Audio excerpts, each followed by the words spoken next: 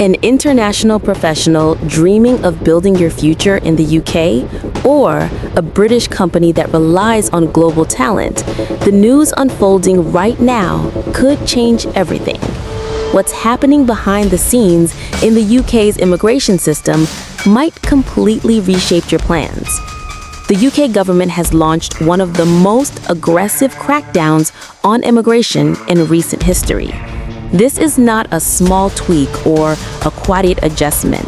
It is a seismic shift that has already left tens of thousands of workers, their families, and hundreds of businesses in crisis.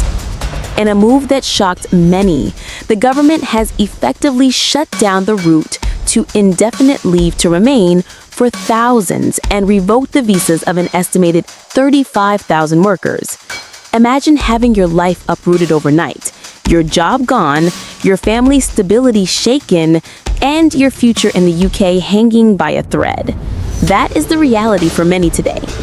This is UK Immigration Express, where we bring you the latest updates on visas, immigration news, and the policies shaping your future in Britain. If you find this topic interesting, please give it a thumbs up so more people can see it.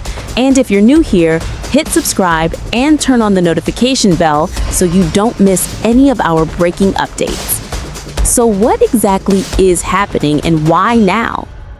The cornerstone of this immigration shakeup is a fierce clampdown on companies that sponsor overseas workers under the UK visa sponsorship system. Between July 2024 and June 2025 alone, a staggering 1,948 sponsor licenses were revoked. To put that in perspective, the year before, it was less than half that number, 937 licenses. This doubling is no coincidence. It is the result of an intentional, hardline strategy by the government to tighten the rules and ramp up enforcement. The message from Westminster is loud and clear. Non-compliance will not be tolerated. The Minister for Migration and Citizenship, Mike Tapp, MP, has been blunt. He said, "Those who abuse our immigration system must face the strongest possible consequences." His words are not just political posturing. They are backed by unprecedented enforcement actions across the country. The immediate victims of these revoked licenses are, of course, the sponsored workers themselves. For many, their employment has ended abruptly, which automatically cancels their visas. In practice, that leaves them with only a small window to find another sponsor, an almost impossible task in such a volatile climate, or else face being forced to leave the UK. Behind those numbers are 35,000 real people, workers, parents, children, families who may have built entire lives in the UK, suddenly facing an uncertain future. But the crackdown doesn't end there. The government has also dramatically stepped up its on-the-ground enforcement activities. Arrests for illegal working have surged by 51% compared to the previous year. Why? Because the government is targeting people who were lured to the UK with false promises of jobs, often making dangerous journeys in small boats only to end up in exploitative situations. The official line is clear. Illegal working will not be tolerated, and those involved, whether workers or the criminal gangs behind them, will be hunted down. At the same time, deportations have risen by 13%, with around 35,000 removals carried out in just the last year. The National Crime Agency has ramped up its fight against human smuggling networks, and enforcement is now set to be at its highest level ever recorded. Now, here's the question many are asking. What exactly is driving this mass revocation of sponsor licenses? The government has identified several serious breaches of immigration law. These are not small administrative errors.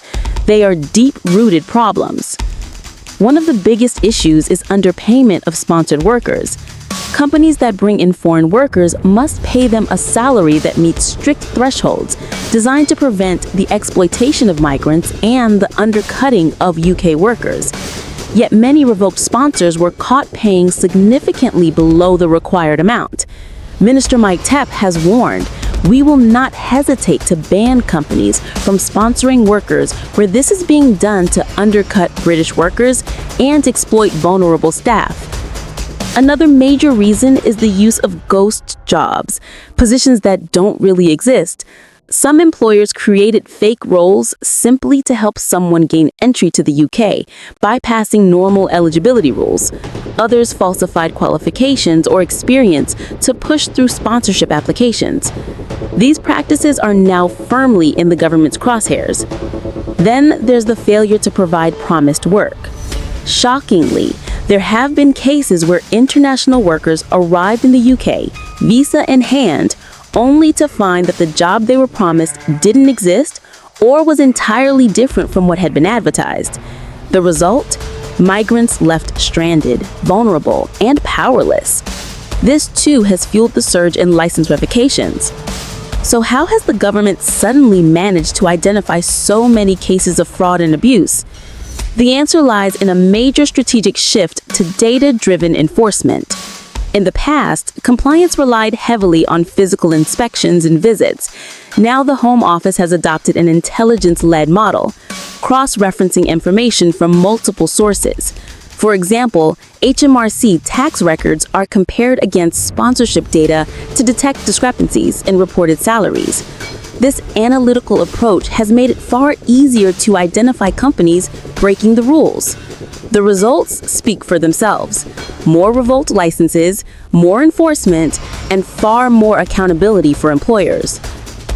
But let's step back for a moment and ask, what does all this mean for international workers and UK employers in practice? For foreign workers, the UK immigration system has become far more risky and less predictable. Even if you are fully compliant and your work is legitimate, you could still find yourself in jeopardy if your sponsoring company loses its license. Overnight, your future could be wiped away through no fault of your own. That creates an atmosphere of uncertainty and fear for anyone who dares to build a life here under the skilled worker route or other sponsorship pathways.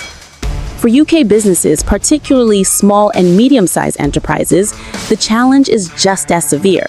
Many of these companies depend on overseas talent to plug critical skills gaps in sectors like healthcare, technology, and engineering. But the combination of heavy compliance requirements, constant audits, and the risk of devastating penalties may discourage businesses from sponsoring workers at all.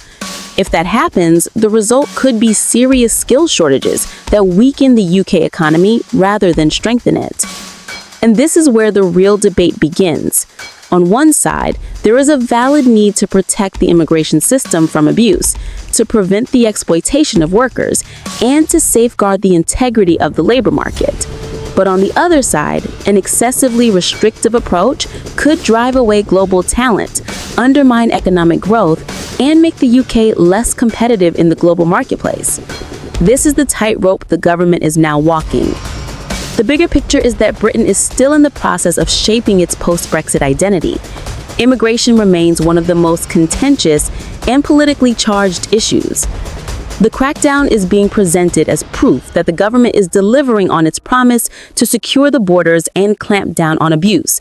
But whether this hardline approach will ultimately help or harm the UK economy is still an open question. One thing is certain. The UK immigration landscape has changed dramatically.